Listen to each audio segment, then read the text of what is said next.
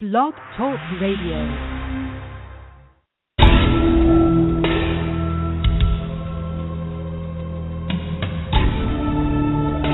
You are now listening to True Murder, the most shocking killers in true crime history, and the authors that have written about them. Gacy, Bundy, Dahmer, The Night Stalker, BTK. Every week, another fascinating author talking about the most shocking and infamous killers in true crime history. True Murder, with your host, journalist and author, Dan Zupansky.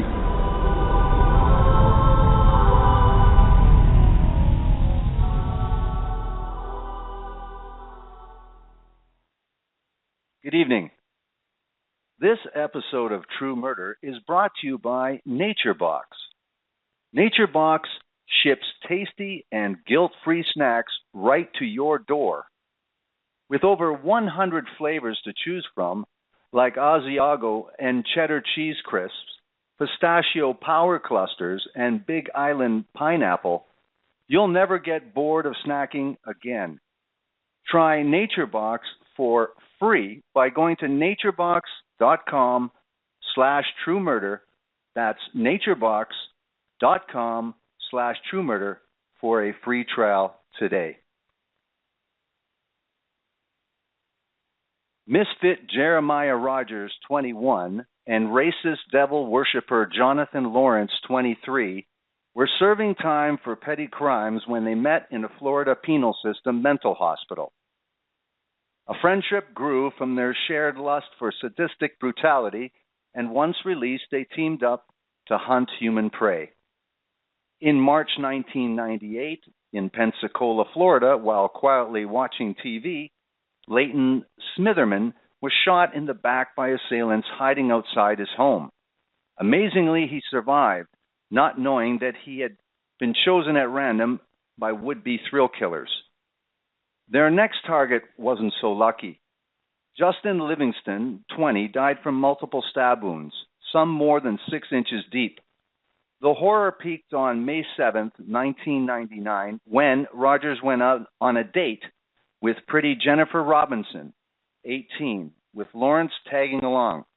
The young woman was drugged and assaulted first by Rodgers, then Lawrence, before Rodgers shot her execution style. But the worst was yet to come, an unspeakable act of mutilation that followed in the bloody footsteps of one of the most infamous serial killers of our time.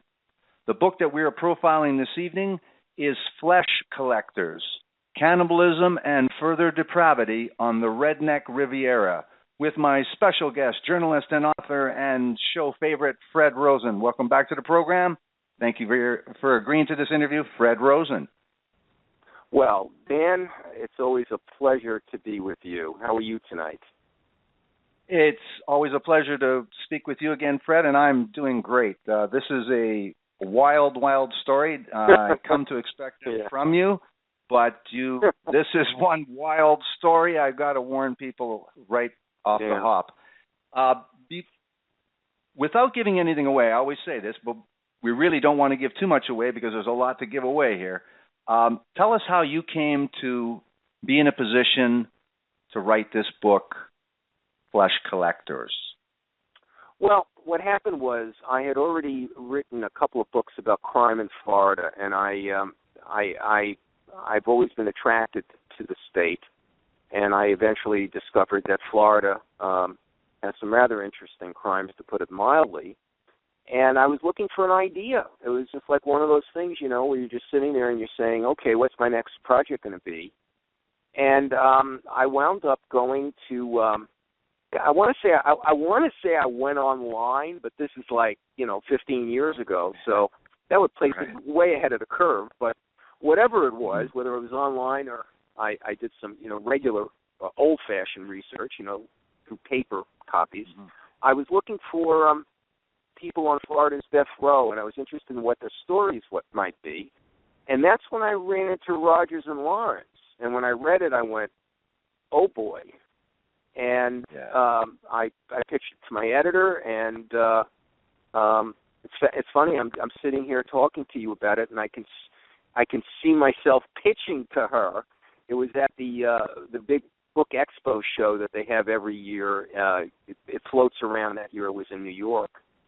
And I just talked to the editor there, and she said, "Oh, yeah, I really like that." Boom. Next thing you know, I'm working on the story. And then I started getting into it. Now, I really love the way you lay out this. And, of course, like so many of these incredible crimes, are in really unsuspecting, or at least you would least suspect kind of places. So tell us a little bit about Milton, Florida, just to demonstrate. When we talk about small, talk about Milton, Florida. Milton, Florida is a small town in the Florida Panhandle, which is the northernmost part of the state. It's the part of Florida that sort of juts out, and it's known, I discovered, as the Redneck Riviera, because right above Milton, Florida, and that section of the state is Alabama. And, of course, Alabama is next, it's next to, Mississippi and so forth. And so people from that area would go down to the Milton area, which is right across the bay from Pensacola, and they call that the Redneck Riviera because it's a heck of a lot cheaper to go there than it is the Riviera over in France. So it certainly gets a certain amount of tourism from those states. And so that was a very interesting and, milieu. And it was very different from the western part of the state, the Tampa area that I was more familiar with. This was very rural, very small, very self-contained. Everybody knew everybody. It was the kind of place where, well, if somebody was a bad guy or if somebody belonged to a family that had problems, everybody knew about it and talked about it. And that's what I discovered as I got into it. And the Lawrence family was one of those families. And so it's a very small place. And it just was a very interesting place to go down and do the interviews and so forth and discover what really happened. Yeah, you mentioned the Lawrence name, and you said that in that area they would say there was a bad line. That would be the Lawrence name. So we'll talk about the bad line a little bit later when we have Todd Hand discover a little bit about the bad line. But let's talk about just the first meeting you have is very, very interesting. You have Jonathan Lawrence and Jeremiah Rodgers. Oh, boy. Jonathan Lawrence. And so they meet around a little party, I guess a little bonfire party. And tell us. Lawrence, may I interrupt for a second? Lawrence and Rodgers meet initially in a place in Florida called the Bedbug Factory. Boy, Dan, you can't make this stuff up. And the reason they call it the Bedbug Factory is the Florida Hospital for the Criminally Insane. So we got two bad guys. Chattahoochee, right. They got two bad guys who are in jail for various, essentially petty crimes. But they got a screw loose. And they just hit it off in this mental hospital for the criminally insane. And eventually they are released.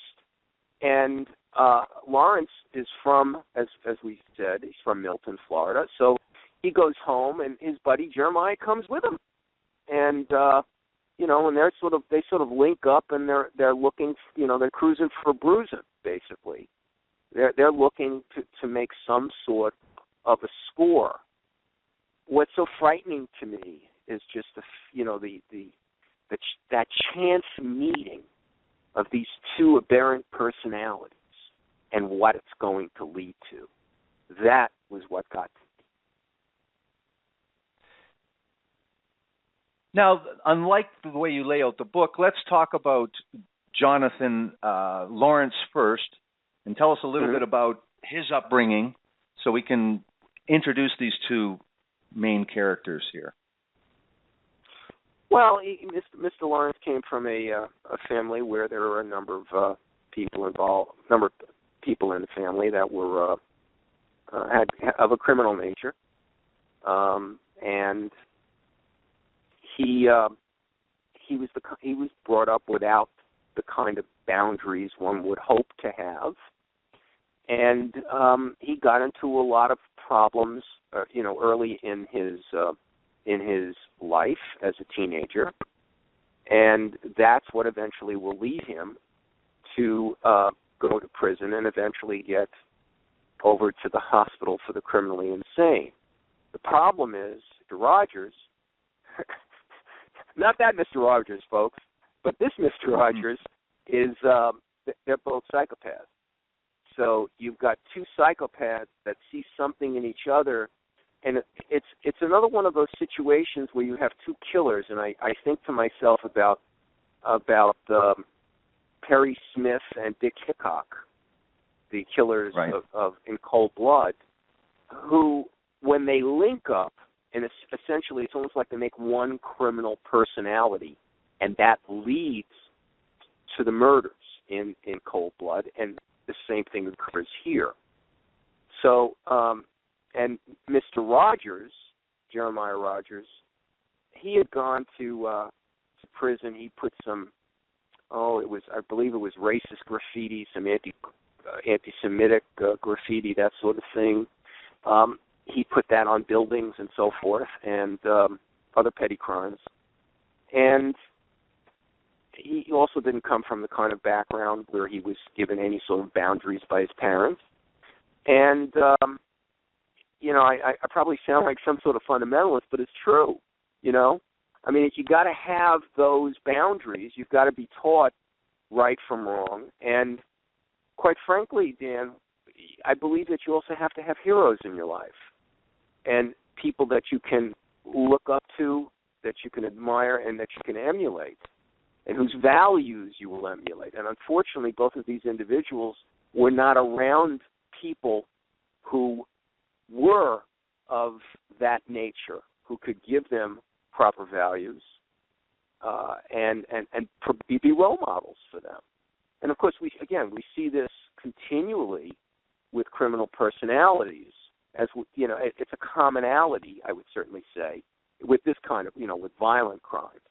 And the only way to mediate it is to recognize it as it was when they were in prison. But what do you do when someone has a certain sentence and that they, however many years it might be, and then they get to the limit of it and they seem to be okay? If you're the therapist, what do? You can't just keep somebody. We all live in a democracy. You have to have a reason to keep someone behind bars. So even though you think something can happen, this isn't that TV show Person of Interest, where you can stop a crime in advance. Those things don't happen. So as a result of their lack of, I would certainly say, of their lack of proper role models growing up, they wind up going the wrong way. But again, up until the time they get out of the bedbug factory, they haven't hurt anybody physically yet. That's all yet to come. It builds and it builds. One interesting thing that I just wanted to point out, though, it's revealed later in the book, though, that John was witness to one of his other brothers just fooling around with a gun and blew his other brother's head off. Yes. So whatever that John was a witness. The one brother hit a couple of other brothers, the two other brothers rather, and he saw one of them fooling around with a gun, and it goes off by accident and kills the other brother. Now that's got to be an incredibly traumatic event.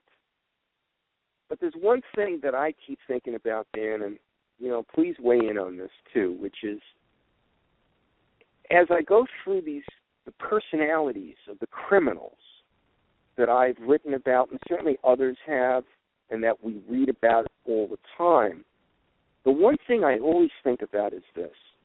No matter what bad hand you're dealt in life, you get a choice at some point. There's always a choice between down the road of criminality and especially going down the road of murder and not.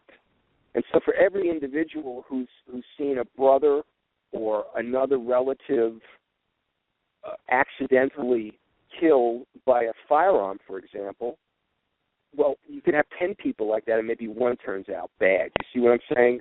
People make a decision about what they're going to do at some point. Somebody, if you've got that gun in your hand, you make a decision, unless it's a self-defense situation and not what we're talking about, you make a decision whether you're going to pull that trigger. And certainly that's what happens here. These are very, very, very conscious decisions. Now you talk about these conscious decisions, and again, it's revealed later by Todd Hand, the detective that does this investigation, but for our audience to learn the characters of these two killers, what is some of the things that are influencing these young, impressionable minds, not to give them any excuse whatsoever, but what are the kinds of things that these guys are doing? This is not, I mean, young people could do video games and you could have a lot of things, but tell us about some of the literature and some of the evidence that there was a little bit or a lot more going on psychologically and otherwise in terms of murderous thoughts with these guys' literature and choice of things to view and consume. Well, again, it's indicative of the personalities involved. There was a certain amount of there was a certain amount of certainly Satanism, devil worshiping, that sort of thing. Mr. Lawrence seemed to have a thing for collecting books about anatomy, curiously. And that was very, very curious. What this guy didn't seem to want to be a doctor, so why is he collecting books about anatomy? And he would, he'd go through the books and he would sort of check off things that he was interested in. And I recall that in one of the books, he was looking in particular at a diagram of the muscles of the leg. And I don't know, maybe the guy, if you look at it from a distance, you could say, well, gee, maybe he's thinking of being an orthopedist or something like that. Yeah. But sure. But that was not where it was leading. I mean, it was really not leading in that direction. And so these guys were very much into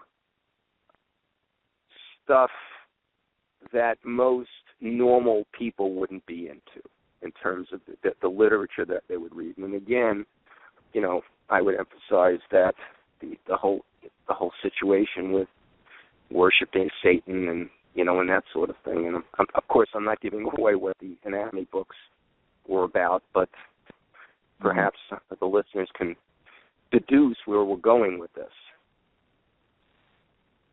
Well, the other thing was, too, part of the literature was that these guys were serious enough to have, incredibly, I've never seen this before, but memberships pending in the KKK and, United Satan International or something, like some official devil worshiper group. The guy hadn't filled it out, but these, and some interesting movies, again, horror movies, a lot of people like horror movies, but we'll talk about that a little bit later because there are a couple movies that are, again, I don't know if it's irony or just incredible part of the story, that some of the movie choices that they do during this incredible story. We basically know that these guys, after, what's interesting too is the length of time they got for their petty crimes. 4 years and 4.5 years. I was pretty surprised. But anyway, they meet in this hospital. They have this in common. They join up, and then in your book, we have them, as I mentioned, at this party, and I guess it's time for these guys to put some of their fantasies into play.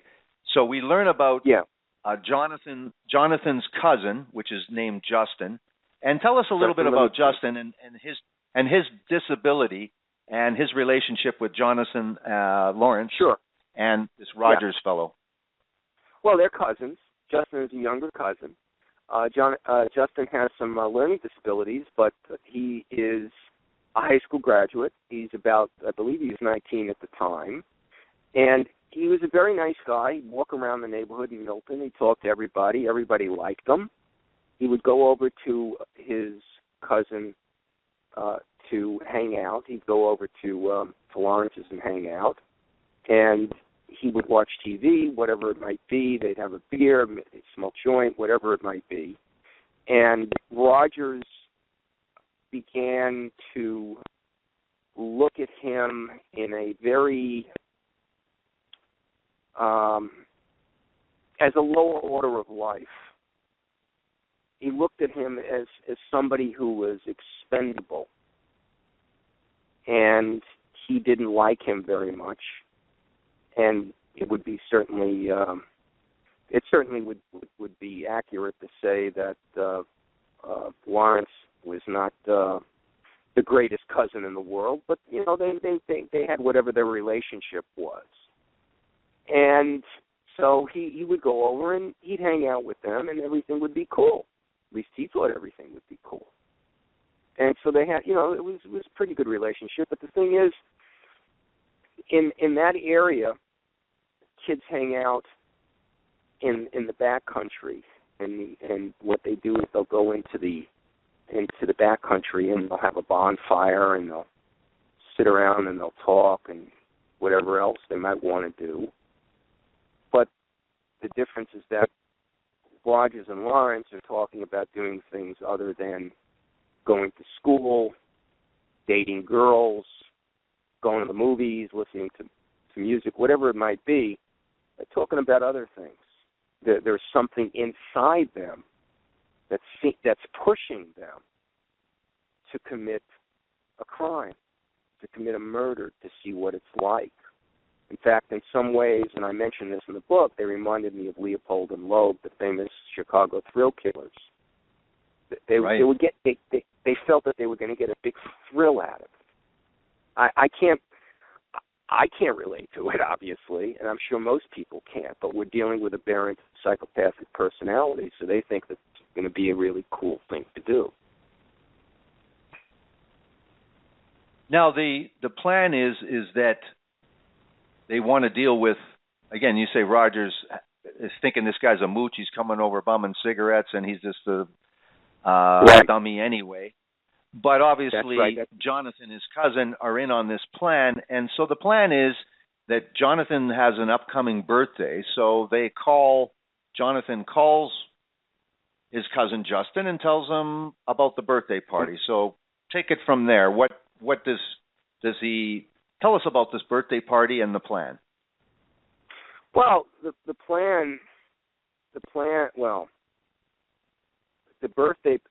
birthday party is, the idea is to lure him over for a birthday party, right? And then they have something in mind, and what they have in mind is murder. And they plan it out so that they lure him in this particular section of Milton, Florida. Again, it's across the abandoned Air Force field. And so they wind up going over there. And the thing I'd emphasize right now is that the Air Force, because it's still the property of the United States government, it's federal land. So if something happens on federal land, it's a different police force that would deal with it. Obviously, it'd be the federal government. Now, they're not thinking this, but in any case, they lure him over to this place. It's like a landing strip, a small landing strip. And Rodgers is talking to him. He's sort of conning Justin into thinking that everything is cool. And then he takes out a knife.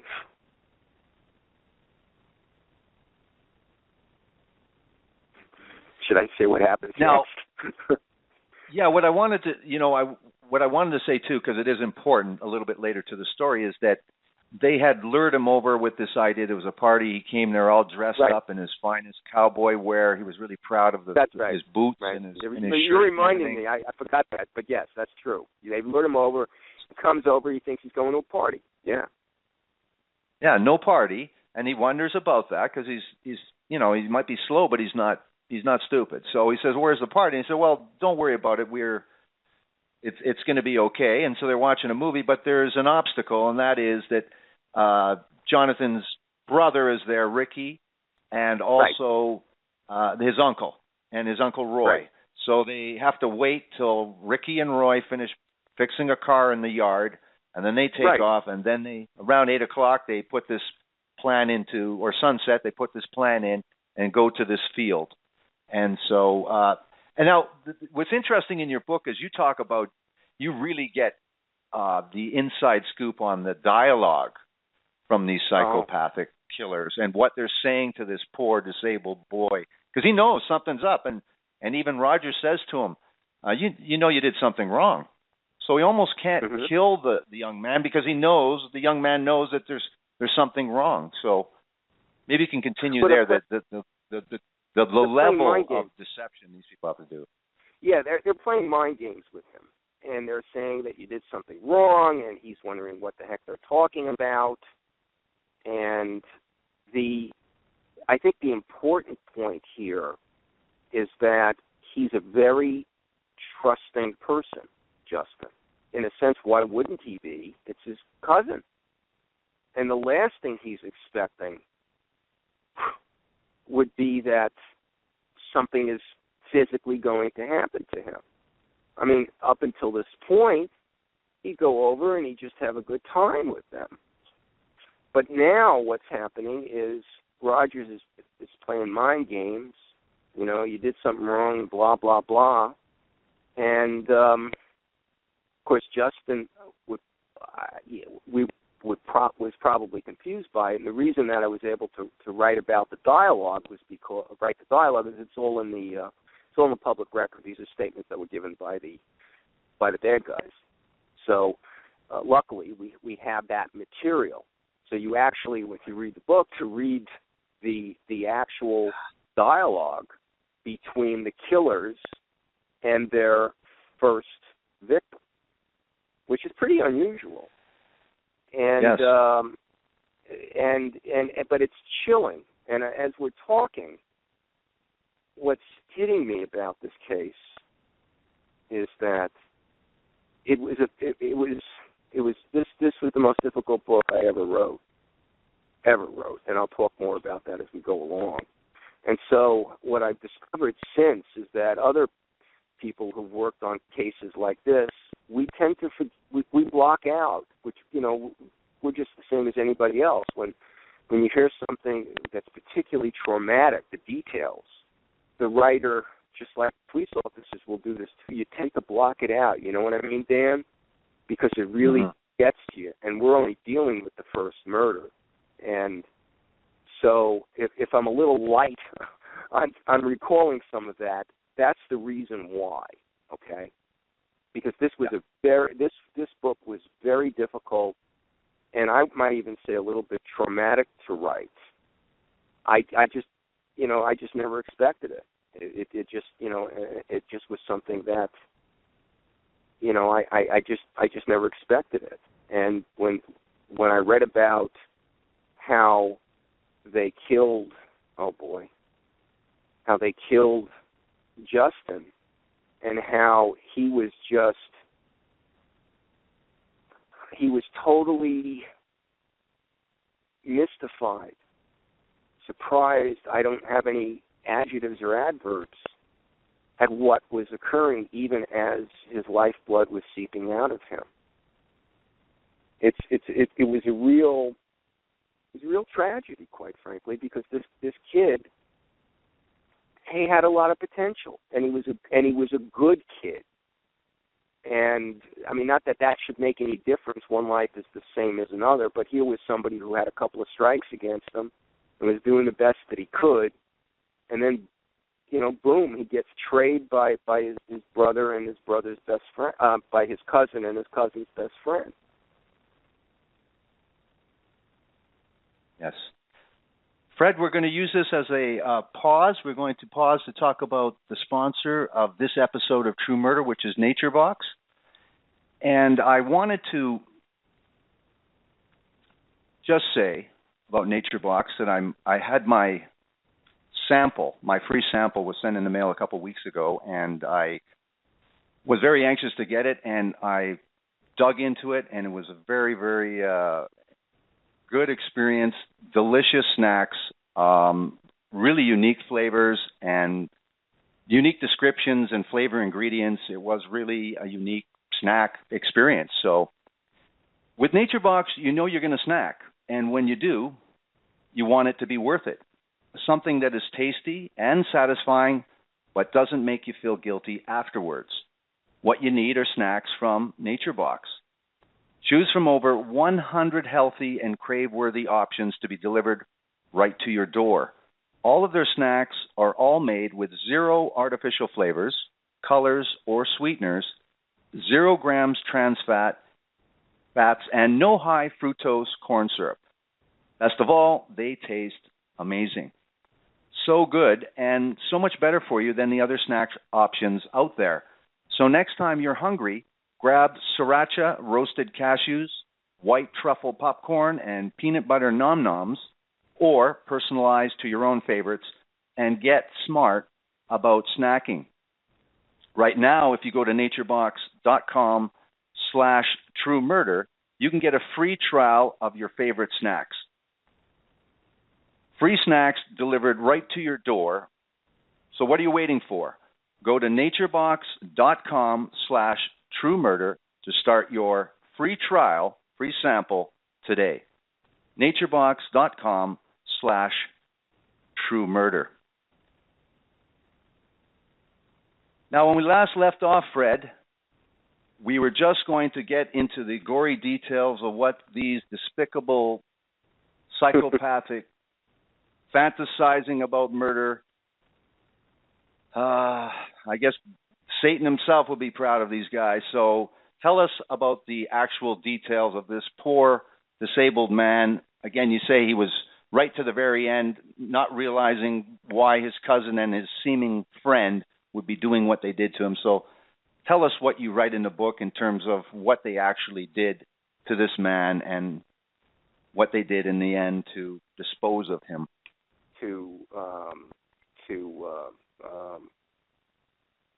When they killed him, was they stabbed him a number of times, and as Roger, again, it's all in the book, but the dialogue, it's Rogers is stabbing him. He's making him think that he did something that he shouldn't have done, and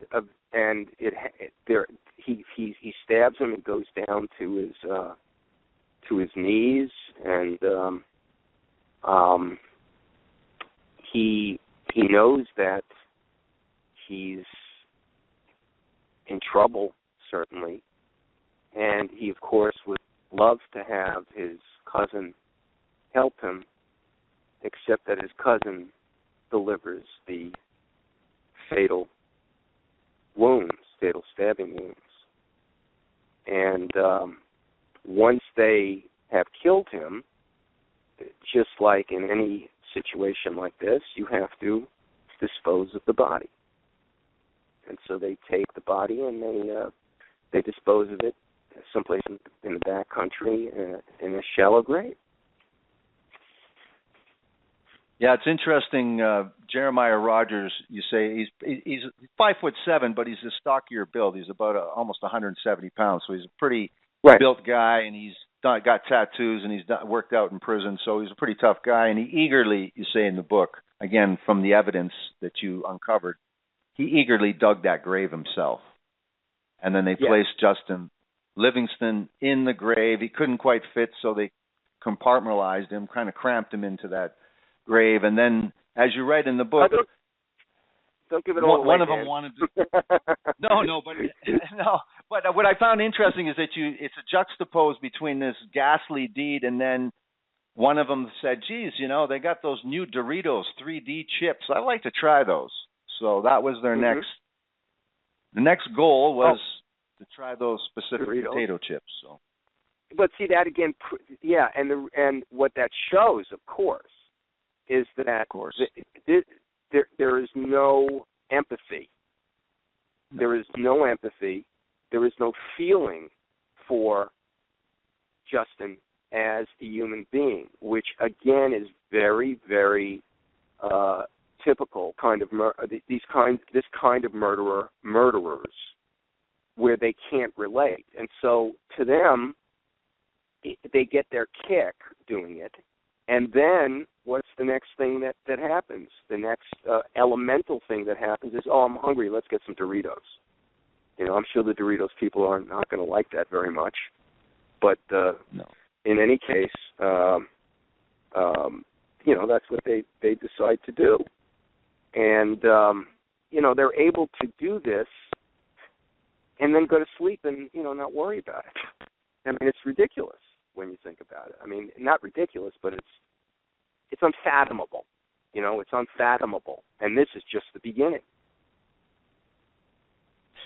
Now, meanwhile, again, you always do this meanwhile, you cut away back to Elizabeth Livingston and her boyfriend, Corey Liddell, and basically their, just beginning nightmare. So they know that Justin's supposed to come back for his medication. He's schizophrenic and he's ADD, and he does understand he needs the medication, and it's very, very unusual for him not to be back. And so what do? They contact police? They contact the police. They contact, they try to backtrack his movements through the neighborhood. They wind up talking to the bad guys, who of course are specifically Mr. Livingston, and not Livingston, Mr. Lawrence, Livingston Lawrence. Boy, it gets confusing sometimes. And again, because of the fact these guys are liars. So I mean, they're like many killers, they're great con men. And of course, the family is tremendously worried about where this kid went. Like you said, he needs his medication, and they notify the police, and the police start an investigation, and it really doesn't go anyplace, at least at first. Doesn't go. What's fascinating about this book is, again, all the amazing characters that come out of this tragedy, and out of necessity they become detectives on their own and do the work of police before the police can even get to it. So Elizabeth Livingston says, well, I'm going to take matters into my own hands, and she makes up a poster, and on this poster's description of her boy, but also a couple contact numbers with Jonathan Lawrence's number and Jeremiah Rodgers' number. So with this effort, then what happens in terms of this poster and the result of that poster? Well, I mean, what's the result of the poster? The result of they're trying again. They wind up being able to figure out through information that they get that Justin had gone over to Lawrence's house. So the question becomes, well, what happened after he went to Lawrence's house? And of course, Lawrence is not going to say anything. He's going to lie through his teeth, which is exactly what happens. He says that the kid went to rent a video. So this is, we're going back a couple of years, so people could still rent videos and videotapes. And the police keep trying to track it that way. They're sending him on a wild goose chase, obviously. And while that is happening, Mr. Rodgers has his eye on a young girl. So that is also happening at the same time. A young girl who works in a nearby convenience store. What's interesting is Elizabeth Livingston, though, with the poster, has those contact numbers, and those two characters come by her house and say, listen, we want you to take our names off of those posters, which had a little light bulb go off in Elizabeth's mind to say, these characters are involved. They have something to do with this. So she's the first person that could almost definitively sense that there was something with them. Well, she tumbles to it, but it still doesn't mean anything without any sort of evidence. So sure, she tumbles to it. And again, she would know that obviously she knows the family. So she tumbles to it about they're involved in some way. But does any parent want to believe that their missing child is dead, let alone that their cousin had anything to do with it? And, of course, that's the challenge for the police, which is to try to find a way to put this together. You got to have evidence. You can't, just because these two guys served time in a criminal hospital, sure, they would be suspects, but that's all it is. I mean, you still have to have some sort of evidence. You could probably make an argument that, well, it doesn't make any difference, they should have arrested them. Well, no, that's not the way the system works. The way the system works is you got to have something. You've got to have evidence. You've got to have something physical or a confession or something of that nature, and they don't have anything.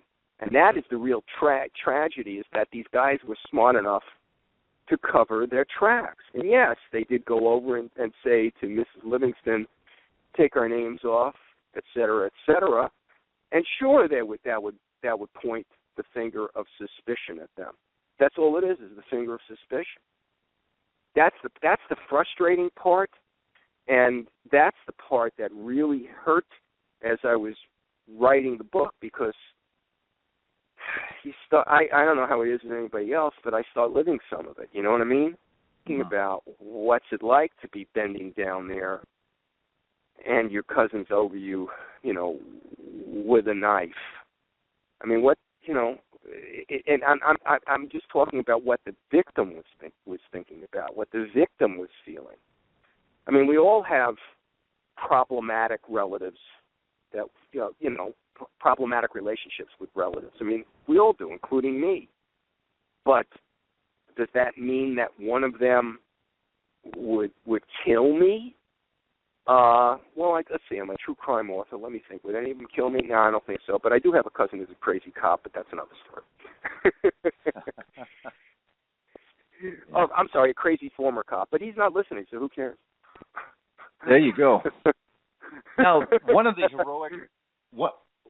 heroic characters in this book, if there is one, is Detective Hand. And yes. Todd is in 1997. You write what he's doing is he's working in security. He had followed his ex-wife to be with his child, to have more access to his child. So he had quit a job he loved as a detective, and went to Pennsylvania. And at the time you introduced this character, Todd is working and having a pretty good time, and he meets Michael Keaton working on the set of the movie Desperate Measures. So after this meeting with Michael Keaton, he comes to a revelation. Maybe tell us about that and how he comes to be involved, inextricably involved in this case.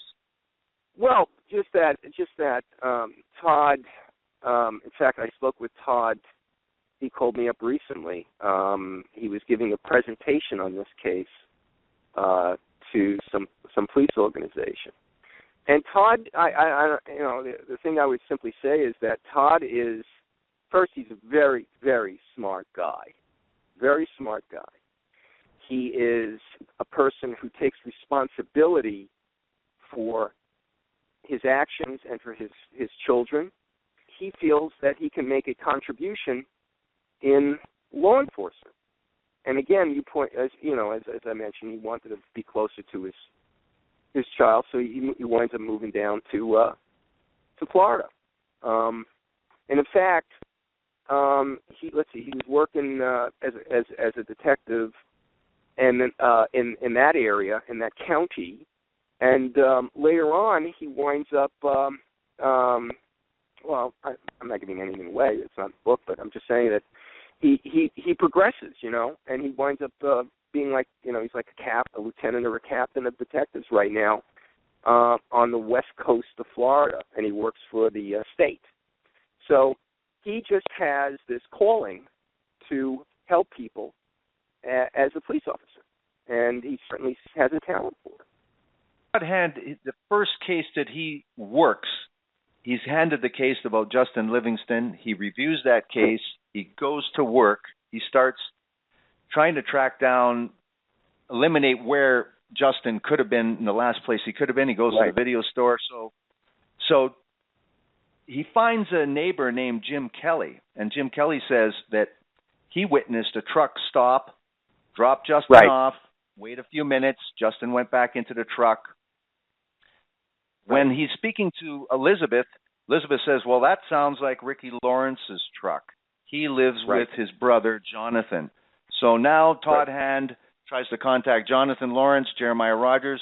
What is his first impressions and the contacts with these guys? He doesn't speak to them face-to-face. So what's his impression like? What does he get from this meeting or these conversations with these two characters? Doesn't trust him. I mean, you know, he doesn't trust them, and they're trying to put him off, and they're trying to BS him about Justin. So he's suspicious. But again, we got a big problem. It's called evidence, and you know they're not about to admit to anything. They're really not about to do something like that. So he's terribly, terribly frustrated. In fact, he was telling me the other day when I spoke with him, or a couple of weeks ago, that he still regrets that he wasn't able to put the case together against them earlier for Justin's deaths, which would have prevented another crime from happening. See, that's what's so interesting to me, Dan, which is, I don't know how it is in other places, okay? I can just tell you that the police officers I've dealt with in Florida, there is a level of professionalism and a level of humanity that I found here.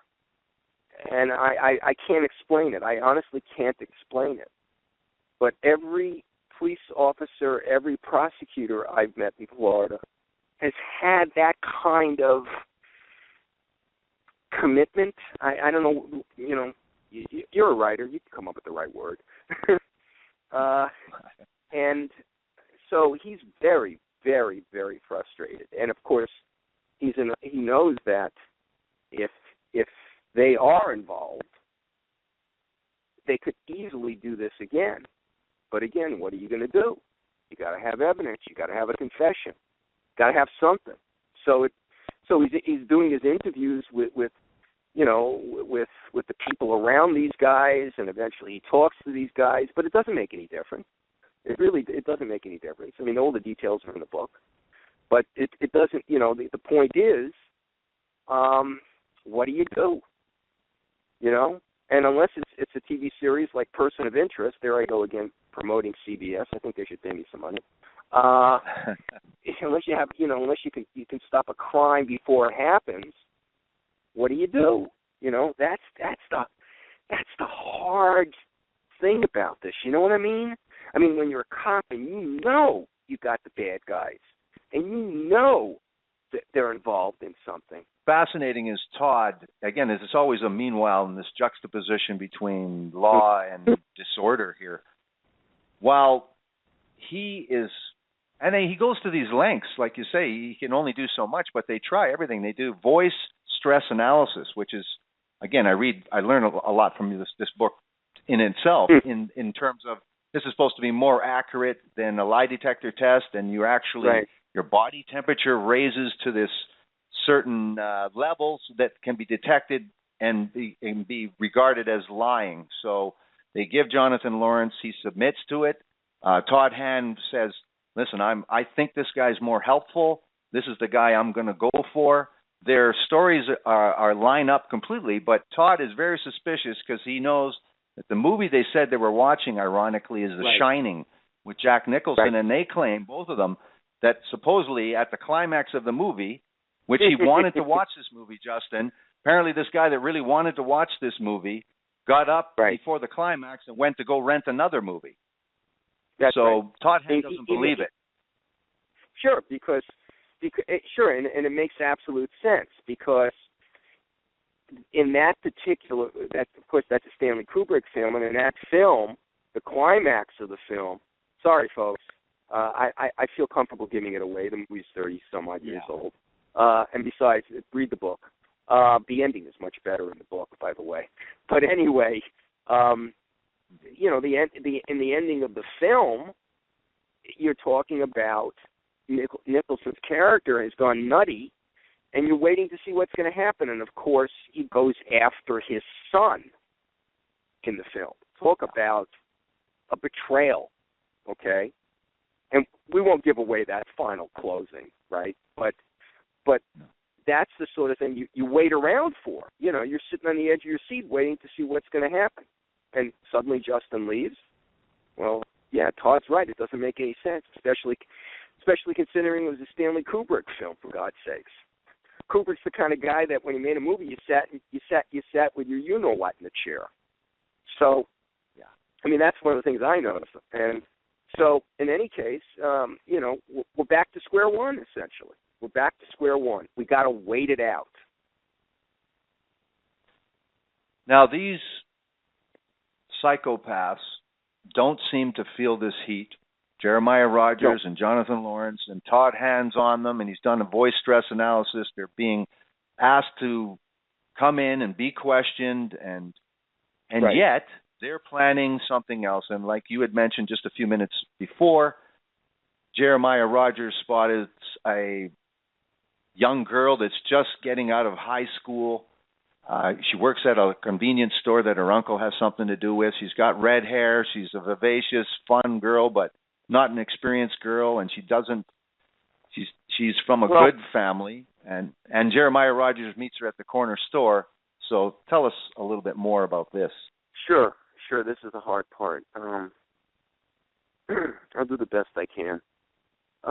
Close to Jennifer's mom, and it happens. You get close to the families of victims. When you talk to them, because you want to find out what the victim was about. So you can paint it accurately. And what happens is Jennifer Robinson is working in this convenience store, and Rodgers comes in, and he's a really convincing dude. He's a con man, and he decides eventually to ask her out on a date. And Jennifer says, "You got to come to the house and meet my mom." And Rodgers, again, he's so smart because he's got tattoos all over the place, as you mentioned. But when he comes over to pick her up for the date, he's wearing long sleeves. So so Jennifer's mom can't see that. And of course, some of them are prison tattoos. And he just seems like a very well-spoken young man. And so the mom says, "Oh, that's cool," and she's 18 years old, and I wouldn't, there's no evidence she was very experienced with boys, but I mean, she's 18 years old, for God's sakes. So they decide they're just going to, go out, and maybe Rodgers BS's the mom with some story. I don't recall what it is, but it doesn't make any difference. And what happens is, now this is where it gets dicey here, Dan, and interrupt any time you want. When she gets to that, she gets to the car, it's Mr. Lawrence is there. And so he's coming along. So it's essentially like he's the best buddy of, Rod, it's his best buddy, and he says, he'll come along too, whatever. And she gets in. So I think maybe the first thing we should say here is, if your child is going on a date and is going to start dating, tell your child to make sure that if the boyfriend pulls a fast one like another dude's I don't want to see anything happen to anybody, because this girl does get in. And what happens is, this is where I discovered this thing. I'd never heard it. I'd never heard of Everclear. Did you ever hear that? Yeah. Everclear? I must be the most naive guy in the world. I didn't realize it was pure alcohol, and there's no real taste to it. And so what Mr. Rodgers does is, every time I say that, I'm thinking of Fred Rodgers. Please forgive me, Fred. But what Jeremiah Rodgers does is he spikes her drink with Everclear, and the drink is, I don't know, it's like 7-Up or whatever it is, and they wind up going out into the canebrake, the Florida Panhandle, which means they're in the middle of no place with a lot of bushes and trees and all that other stuff. And she gets loaded to the point that she doesn't really offer any, according to Rodgers, resistance when he sexually assaults her. And then Mr. Lawrence does the same thing. And she gets out of the car. And he wants to show her something. I think what he says is he wants to show her some marijuana or something like that. That's right. That's been what he called planted someplace, which wouldn't be unusual, nearby. And what she doesn't realize is he's got a weapon. He's got a gun. And they walk down. She follows him to where this marijuana patch is supposed to be, and she's wondering where it is. And he takes out the gun and shoots her. You can read all the details in the book.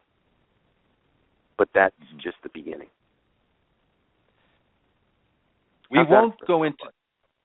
That's good. What we'll do, though, is that I'm just going to go backwards just a slight bit. What's interesting is while Romeo Jeremiah Rodgers is picking up his date, he's trying to avoid, like the plague, meeting the mother. But she insists, right. No, my mother has to meet you. So they meet. That's right, yeah. But meanwhile, what you have, and this is going to be, you can't get any more striking evidence. You really can't. John Lawrence is making a list and checking it twice. Number 1, cooler of ice for her meat. That's right. 2, strawberry wine. 3, Everclear. 4, he needs to clean the blade and clean the saw and tomahawk.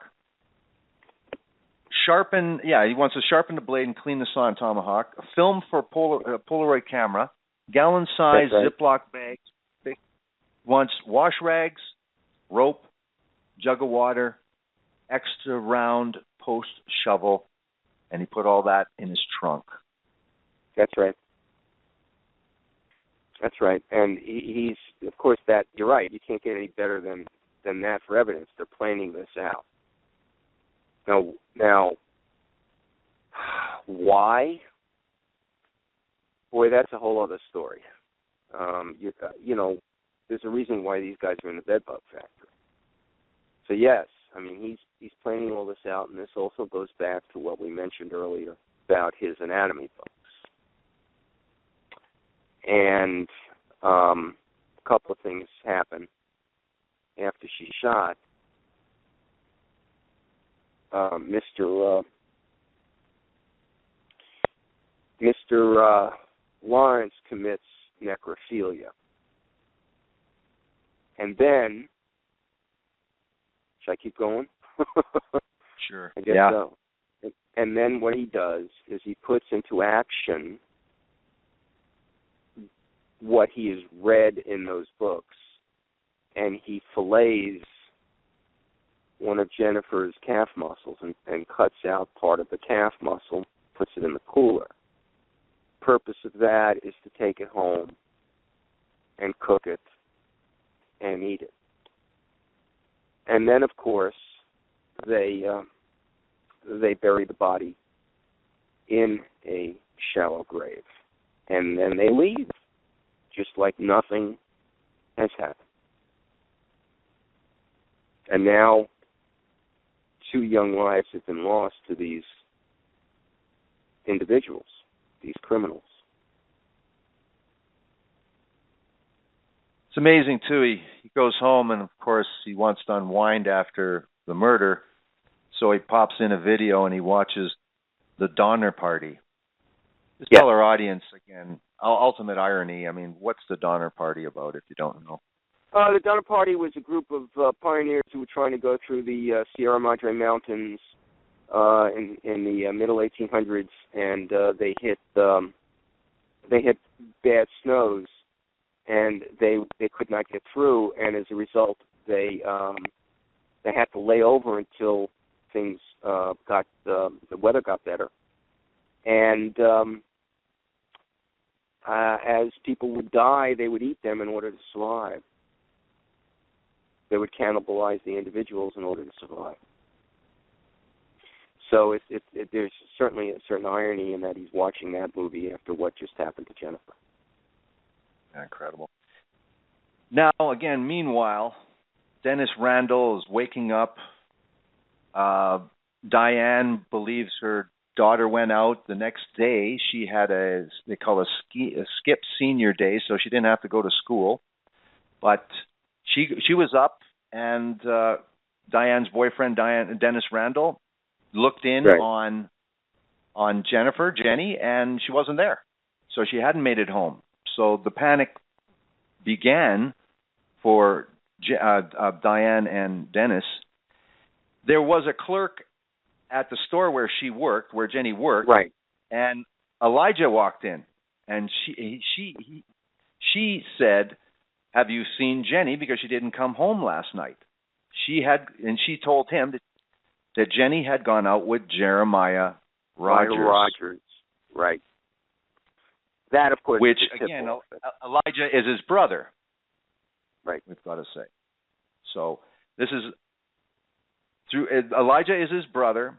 Now he hears about this story, and Elijah goes and tries to find Jeremiah, find out what's going on. So what happens when he finds him, and what does Jeremiah tell him about Jonathan's involvement and Jennifer? Boy, you know what? I wrote the book and I'm blanking, but basically he's lying through his teeth. Anything he's going to say, he's going to lie through his teeth. He claims that he dropped her off someplace the night before. He claims that he dropped her off someplace the night before, and that's basically it in a nutshell. He just lies through his teeth. Nothing happened. Well, there's a incredible, again, this story just gets wilder and more wild as you go on. And so it's hard to remember everything, but I just read this really fresh, so that's why I have an advantage. Right. But what he does, too, is when he sees his brother, Jeremiah Rodgers, the twisted psychopath that he is, pulls out about 10 Polaroids. Remember, we had they made sure they had a Polaroid camera. So he hands his brother these Polaroids. What are on these Polaroids? Of course. The kinds of Polaroid? Anyway. Yeah. Death. Yeah. Mutilation. What's up? Mutilation. Death. That's what's on those Polaroids. I mean, the guy is nuts. The guy's just absolutely out of his mind. First off, if his brother now has knowledge about this, which makes him an accessory after the fact, if he doesn't, if in any way he helps his brother.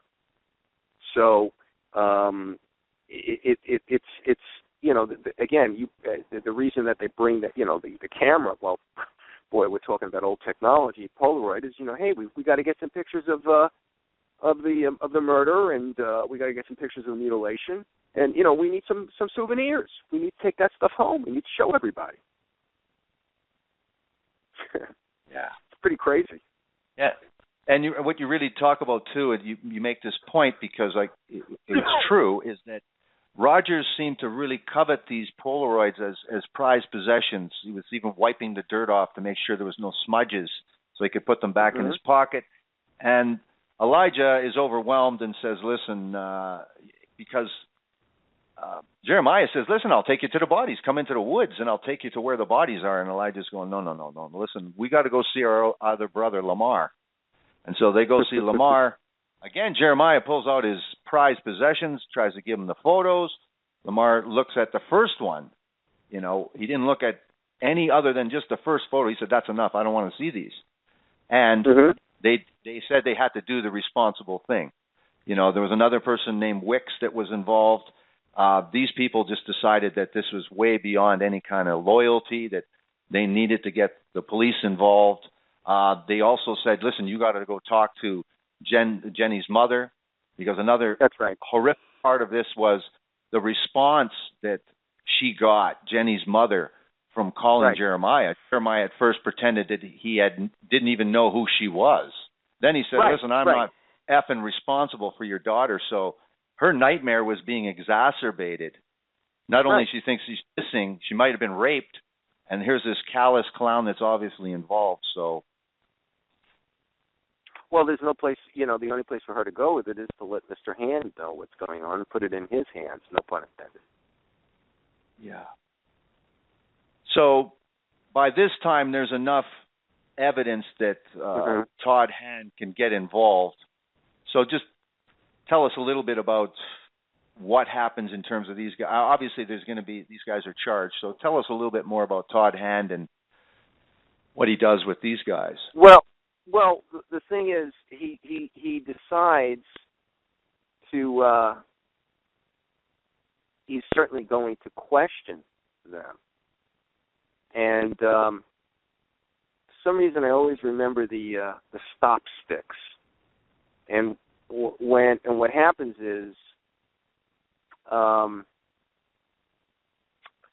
Jeremiah Rodgers decides to flee.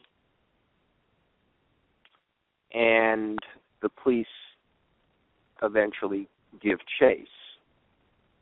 And this is eventually going to be a police chase, just like in the movies and on television. And when they finally corner this guy, he holds them off by claiming he's going to kill himself. That's how he holds them off, by claiming he's going to kill himself. Of course, he doesn't need to do it. He just wants to hold the cops off. And, of course, that's not going to work. They're going to stay there as long as possible until they can get him out of the car and arrest him, and they use these stop sticks to eventually stop the car.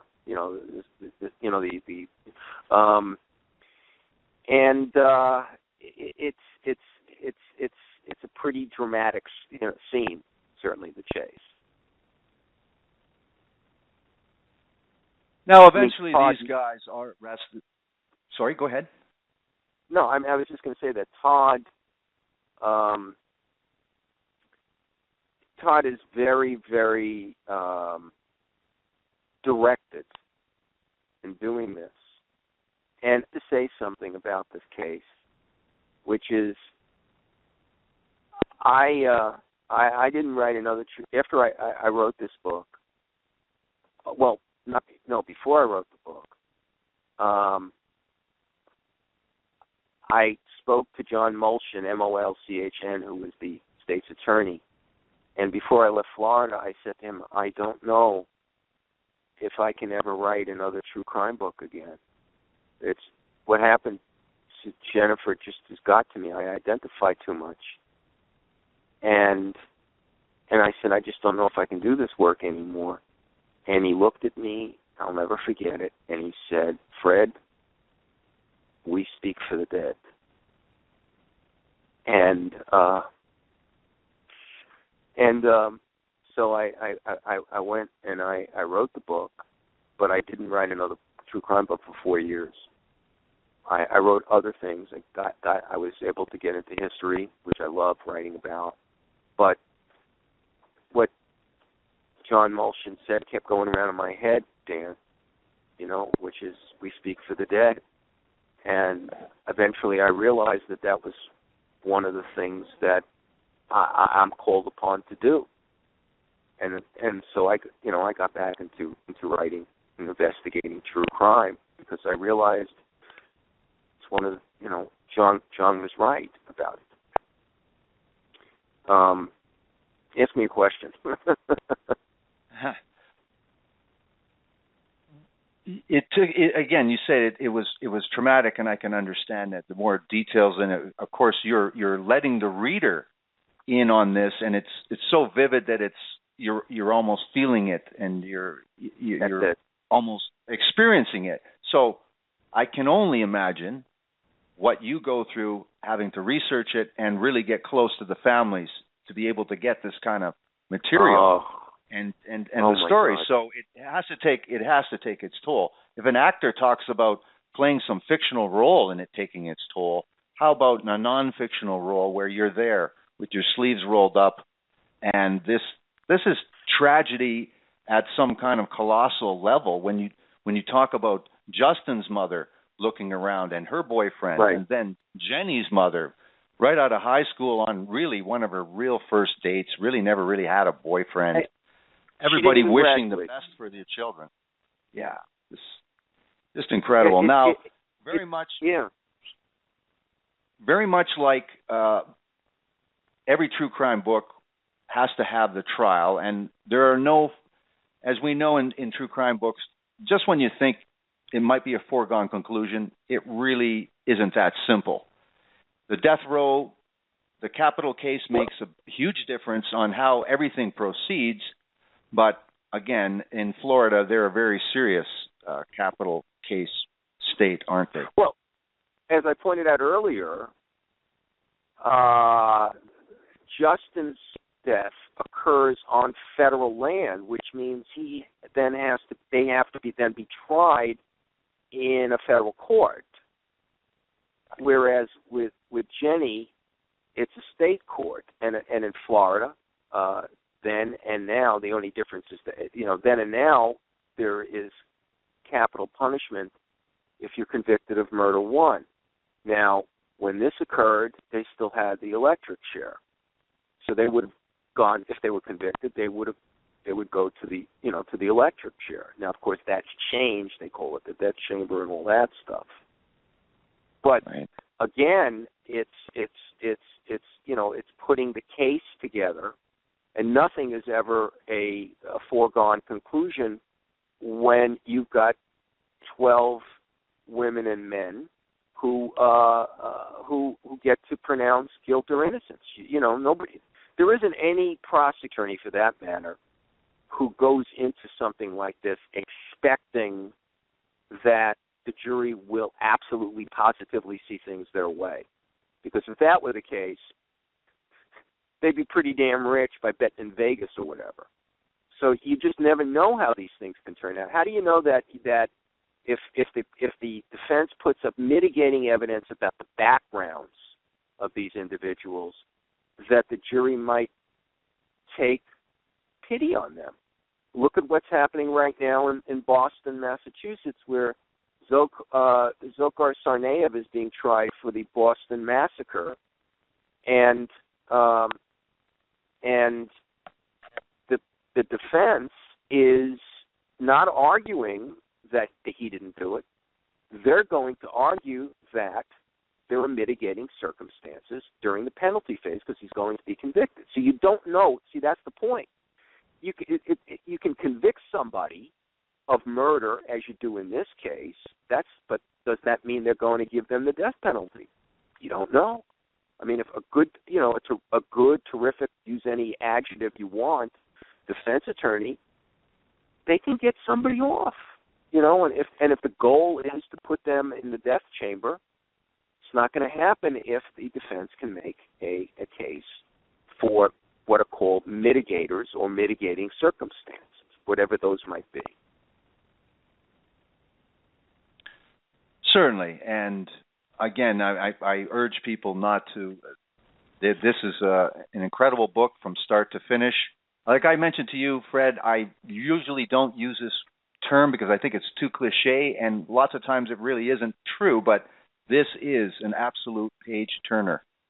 This book just sucks you in with all the characterization, all the really sad stories, and again, I guess I like these stories where the psychology is just off the charts. These guys are very, very interesting. What I wanted to ask you, too, because I just wanted to mention that these guys, again, have these heroes, Bundy, Gacy, Nielsen, Son of Sam, and, maybe it was Bundy, or I'm not sure. So, anyway, which of the serial murders were these psychopathic devotees really enamored with? Because you allude to that in this book. I'm trying. Boy, oh boy, it's been a while. I want to say Dahmer, because this is too fast. This is back before the.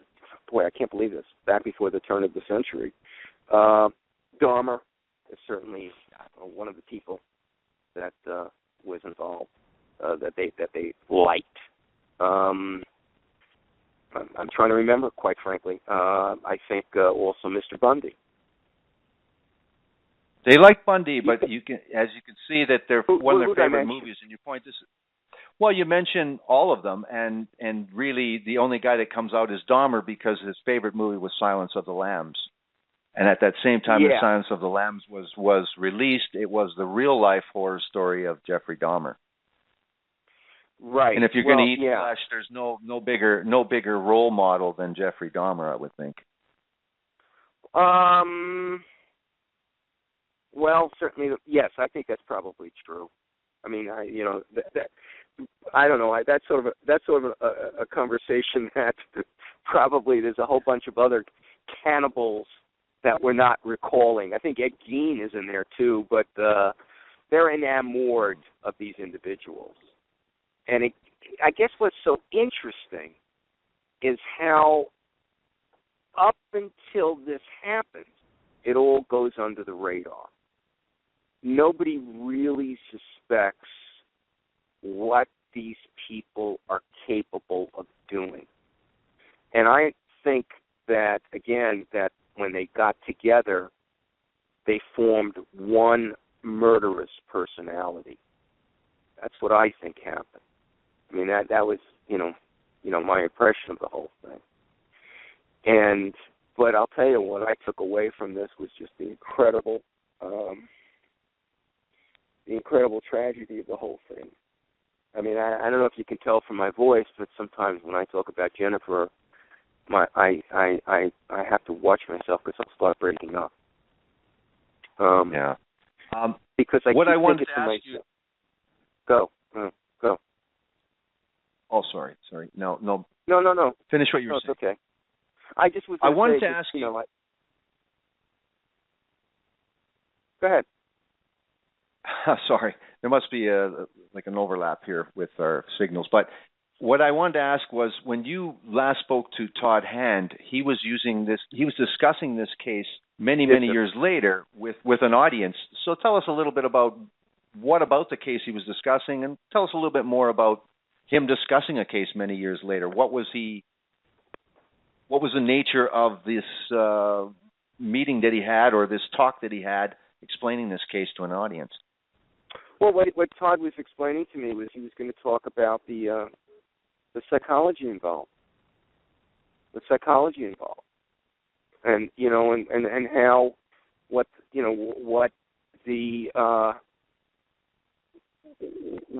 their the indications of their psychopathic tendencies. Because in any of these conferences, the idea is to try to find the idea was to try to show them what these individuals' personalities were, so that when these other police officers are going out and doing their work and so forth, they can spot it and maybe stop it. You know what I mean? And but you see, we go back to the same thing, which is that's all well and good. Okay, fine, I can spot a psychopathic personality. What the hell does that mean? It doesn't mean anything unless you find a way to follow the individual. See, that's the problem. These two dudes get released from the state hospital. Nobody follows them. Now, if there was some way of checking in, of following, because they're not, of checking in or whatever, then maybe you can go someplace. Because of the fact that we live in a free society, thank God, we can't, just because somebody's got a psychopathic personality, and let's just say for the sake of discussion, it's a situation where Todd is talking to these individuals. He says, okay, look for this, and this, and then the next thing you know, fade out, fade in. A cop sees some dude, and he beats the crap out of somebody, and he says, oh, that's a psychopath. Okay, fine, the guy's a psychopath. So now you charge him with assault and battery or something like that. Okay, but what happens from that point onward? Is the individual going to get some sort of therapy? Are they going to put him on medication? What are they going to do? You see what I'm saying? It doesn't. No, there's an inherent flaw in the system here in this country where we're all about punishment. We're not about prevention. We're about punishment. Let's talk about preventing it, guys. Let's talk about preventing it. The best way of explaining where I'm coming from is to say that Lee Harvey Oswald went to junior high school in the Bronx, New York. And you know what happened? He was taken to the school shrink who said he's a psychopath. For one, he acted out in some way. And this is in Gerald Posner's book, Case Closed. And when I read that, I couldn't believe it, because all I said to myself is, wait a second, this guy's a psychopath. What'd they do about it? Well, they didn't do anything about it. See my point? It's like, what do you do? You can't follow somebody physically, but, yeah, go ahead, I'm sorry. I have a whole problem. I have a whole problem with Robert Hare's whole idea about this psychopathic personality, which means not only are we talking about Jeffrey Dahmer and Ted Bundy and these guys. No, we're talking about your boss. You're talking about yourself, because it's so generalized to say that somebody doesn't have remorse. All of us don't have remorse all the time, or empathy. We can be self-centered. We can be selfish. We can be cruel at different times of our life. What I think is that what you're talking about is the only thing you can get from these people, and getting very much like I did with the killer that I profiled in my book. You get a glimpse of how these people really, really think. And It's rare to not have that buffered by these people lying to get out eventually, or lying to avoid the death penalty, or very much like Jeremiah did initially, try to put the blame on his partner. But really, when you get this opportunity, and this is an opportunity where you see a list, and to see a really good glimpse into the mindset of these psychopathic killers, and that's the difference. They're psychopathic killers, not just psychopaths. The only thing go ahead. I'm sorry. Go ahead. No, go ahead. No, I was just going to say, we need to make a differentiation between a sociopathic personality, which is different from a psychopathic personality. The words have been used interchangeably, but they're not. When we talk about sociopaths, we're talking about exactly what you were saying. Individuals you'll see in the course of your daily lives who have who don't feel any guilt, who don't feel empathy. Well, that doesn't mean they're going to go out and kill somebody. But when you have a psychopathic personality, criminal tendencies, there's your difference. That they'll act out in that respect. Now, I mean, it's certainly beyond my powers to say what you're going to do when you identify these individuals, except maybe find a way to track them, et cetera, et cetera. I don't know. You know, that's almost talk. You know, then we're getting again into sort of a futuristic kind of thing. You know what I mean? Preventing the crime before it happens. Well, like science fiction, Canada believes in that kind of stuff. That the science fiction of rehabilitating everyone, no matter what, either with drugs or through talk therapy. But my point is that I think what Todd Hand can learn and what you have learned, and anybody that reads this book, and a lot of this audience is criminologists and students of law and some lawyers, but people that are very, very interested in the law. And I think what we can find is that when we have an understanding of this mindset, you got to think the normal police procedure when they encounter a person like this and they're not familiar with these type of personalities is when you've got a body in the back like Jeffrey Dahmer had. He coolly can deal with the police because he is a psychopathic character that's cool, calm, and collect, where a police officer is trained to deal and sense or recognize when a person is usually lying, usually is under pressure. So almost everyone, 99,000, you know, I mean, 99% of the people are not going to feel cool and calm and easily get out of a jam like a body in the back seat.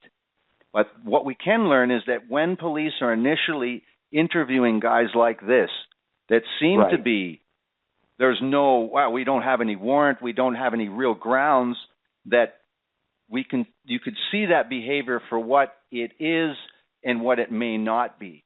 And I think that's the only thing we can learn. In terms of prevention, it's like a movie when we recognize that the psychopathic but with criminal tendencies exactly define what criminal tendencies would be. And what would we do if a guy was lighting fires and breaking into homes and beating up dogs? I mean, what would we legally be able to do? You know, and again, when you say that it's, you know, we're talking about a draconian system in a lot of areas anyway, so I think we would be on a very slippery slope of a draconian system if we start.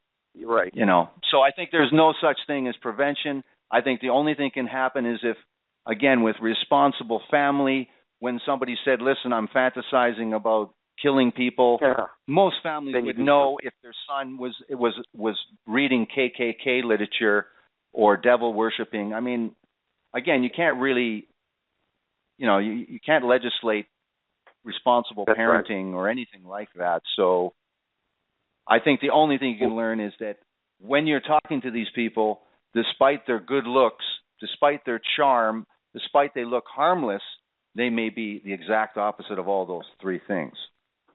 I couldn't say it any better. No wonder you're a terrific writer. No, Fred, I really love this book.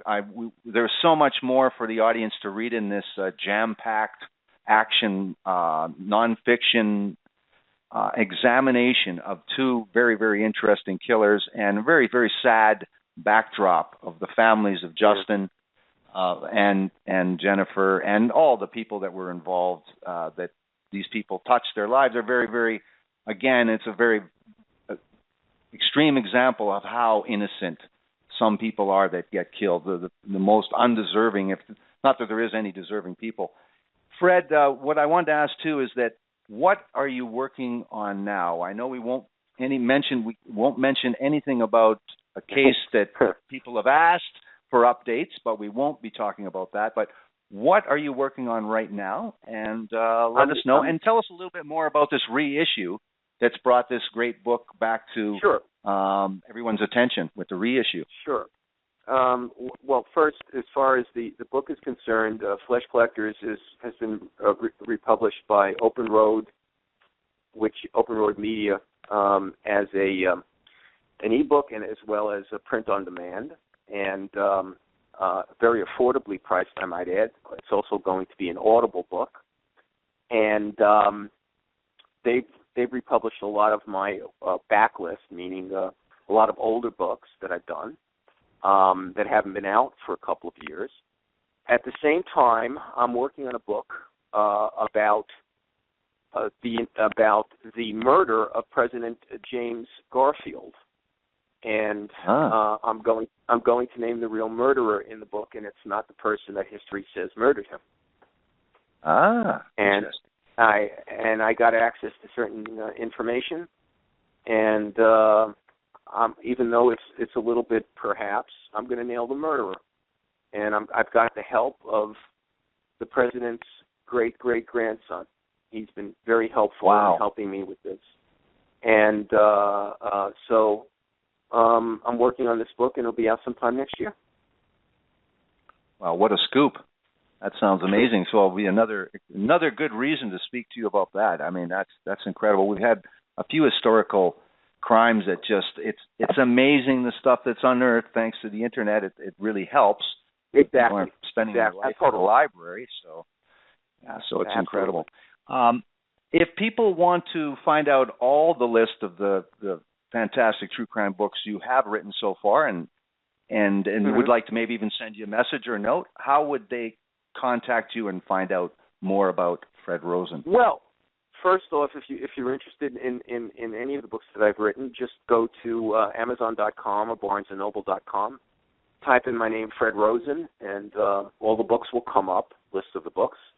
Or you can go to Open Road, I think it's openroadmedia.com, which is their website, so you can get it from those places. And if you'd like to get in touch with me, that's a pretty easy thing to do. Just go to Facebook and look up Fred Rosen and just send me an email. I think that's called an email, right? And just send me an email. Sure. I'd love to hear from you. Oh, great.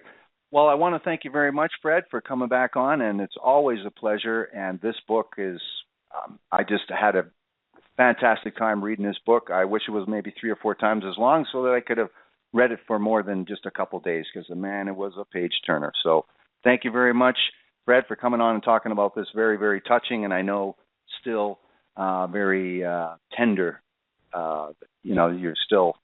It's still emotional. I can hear that emotionality in your voice over this. Well, Dan. It's always a pleasure to speak with you because you know so much and you're so smart. And I'm not just kissing your you know what.